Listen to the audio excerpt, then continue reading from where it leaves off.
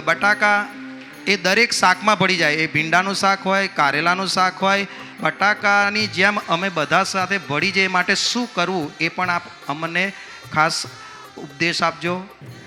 સરળ થવું. પરવળ એ શાકનો રાજા કહેવાય.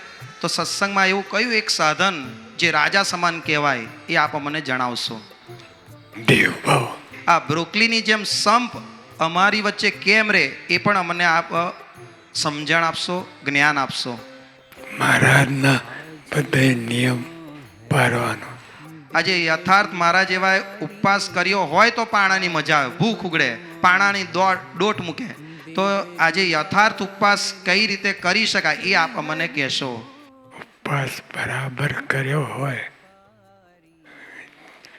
જળનો ટીપો પણ મોઢામાં નાખ્યો ના હોય, પ્યોર ઉપવાસ કર્યો હોય તો મજા આવે. તો પારણા કરવાની મજા આવે. બધા એક એકનો સ્વાદ આવે અને મજા આવે.